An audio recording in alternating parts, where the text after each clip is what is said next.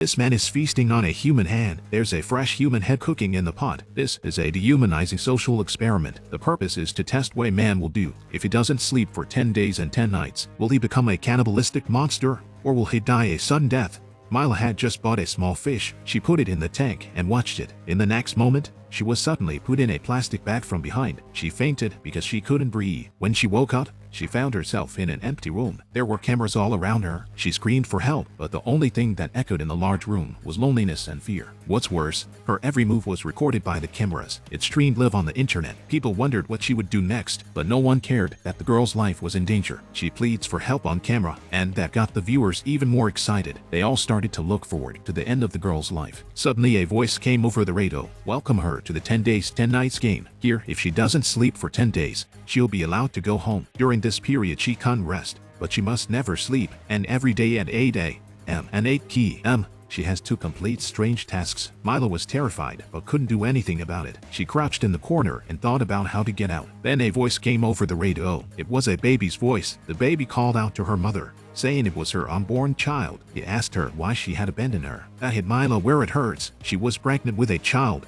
but she was mercilessly aborted. It seems this organization knows everything about Mila. She covered her ears, but the boy's next words gave her hope. The radio said that if she found him, she could get out. She rushed up to look for him and found a bucket in the corner. The audience is wondering what's in the bucket. Mila carefully opened the lid. One look and she hid in the corner. The baby's voice starts again. If she can't find him, she can't get out. In order to stay alive, she had to go to the bucket again. It turned out to be a pile of bloody raw meat. She reached into the flesh and kept searching. Finally, she found a doll inside. At that moment, the door of the room was opened. A man wearing a hood and holding an electric baton entered the room. Everyone in the room is looking forward to what's about to happen. The girl is dragged by her hair to a piece of luggage. The man directs her to sit on a chair. The sound of the baton crackling and snapping was terrifying. The terrified girl obeyed. After sitting on the chair, she was electrocuted by the man in black. When she woke up, she found herself fixed to the chair. The black-clothed man fixed a pair of VR glasses on her head. The images were gory and horrifying,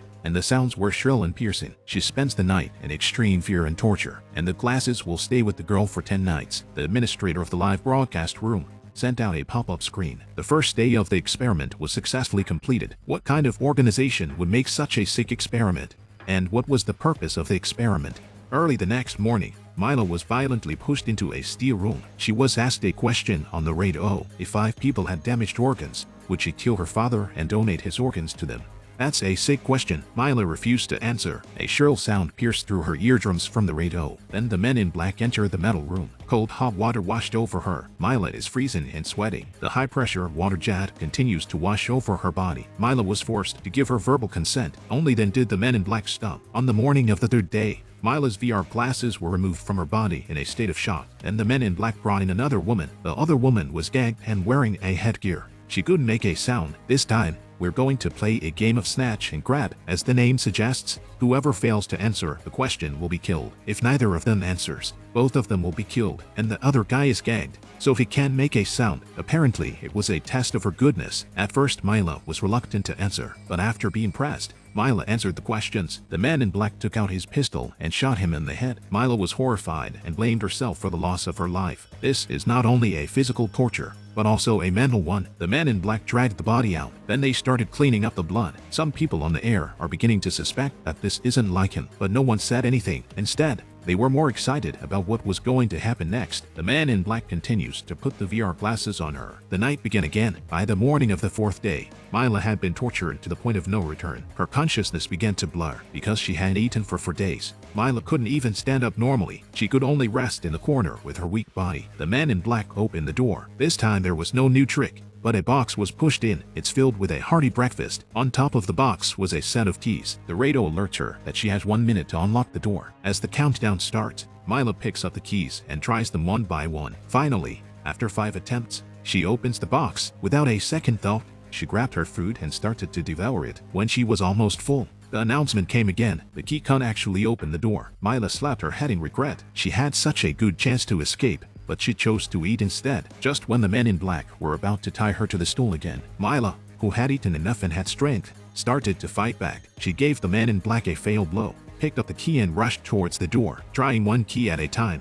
she finally managed to unlock the door. Freedom was within her reach, but in the end, The man in black grabbed her. Another round of electric batons. Mila was again shocked into unconsciousness. By the 5th day, Mila couldn't even get up. During these days, she tried to close her eyes and rest countless times, but each time, she was awakened by a sharp sound that pierced her eardrums, and if she stayed asleep, she would still be shocked. Soon, a new round of torture began. The man in black brought in a wooden box and put the weak Mila in it. Then they sealed the lid with an electric drill. In the small, confined space, Mila's weak voice begs to be let out, but soon she would come to her senses, because the men in black have a pack of rats in the box that's been starving for days. They will tear and bite everything inside the box. Mila, who was already weak, let out a heartbreaking scream. In the live room, the administrator explained that this is called high behavioral arousal mode. When a person encounters danger in a highly stressful situation, it triggers the desire to survive. Mila's mental state is now at this critical point. Soon after, Mila's mouth was covered in blood, and the rats are dead. Mila was once again immobilized on the chair and put on the VR glasses. She repeated the long night of death. On the 6th day, Mila, who had been tortured to the point of collapse, suddenly heard a ticking sound. She heard a ticking sound. She searched for the sound. She found a cell phone in the doll's body. In a panic, Mila dialed the police, but she had been kidnapped and had no idea where she was. Even the police couldn't do anything. To add to her despair, her cell phone was dead and turned off. The most painful thing in the world is not to fall into despair. It's giving someone hope and then taking it away again. She's in a trance and can't tell dream from reality. She saw the alluring Mila and naked man. They were performing strange acts in front of her. And then she saw an old woman with a baby in her arms. She saw a man feasting on a human palm and a human head cooking in a boiler. In reality, Mila was in a complete coma, but she kept her eyes open. Neither the bright lights nor the loud noises could wake her. People on the air are speculating whether Mila is alive or dead. What is the purpose of this experiment? That would make someone so cruel. But the worst was yet to come. The mystery men shaved the back of Mila's head. They altered her brain. As she slept, she was struck by horrific images. All kinds of horrible monsters appeared in front of her eyes. Tears of despair flowed from Mila's empty eyes. Finally, on the 10th day, the mysterious man poured a potion into a bottle of water and placed it in front of Mila. Thirsty and hungry, Mila started to drink the water without even thinking. The crowd in the live broadcast room is speculating about the result of the experiment. The mysterious man puts her on the stool again. Mila looks up. The monster from her dream was right in front of her. She grabbed a hammer and struck it furiously, but it was the husband who had been searching for her for the past 10 days. Then Mila sees the open door. She stumbled out. She finally escaped from this hellhole. She found herself in an abandoned factory. Mila kept running, but eventually, she collapsed on the highway. A car was approaching, and two old ladies who look exactly like Mila get out. They drove Mila towards the city. Mila was dropped off at her front door. She came home in a daze, Saturday on the floor and cried, and the little goldfish she bought 10 days ago had starved to death. The first thing Mila did was take a shower. She wanted to wash away her painful past. She wanted to live her life to the fullest. But the nightmare didn't end there. The sound of a doorknob turning sounded, and nervous Mila grabbed a fruit knife and crouched in the corner. A monster walked into the house. She got up and stabbed the monster one by one, until the monster was a bloody mess. On the other side of the live broadcast room,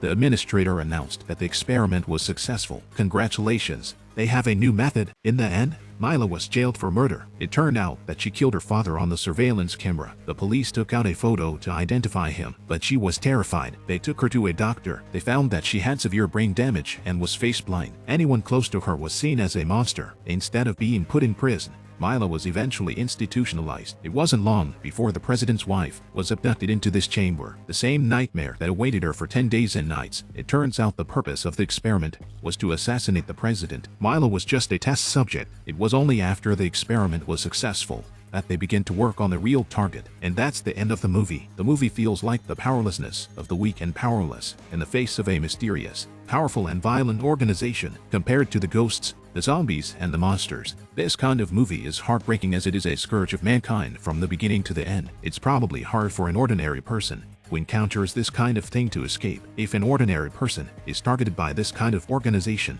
the other side has all kinds of expertise. They've been watching someone for a long time, and they've gotten to know all kinds of details about his or her relationships, place of residence, personality, privacy, and personal abilities, and they have tailored a whole set of highly technical torture methods to destroy their psychological defenses, twist people into what they want. And as an ordinary person, we do not have superpowers, no protagonist halo, no golden finger. Before we realize it, we have already fallen into the control of the other side.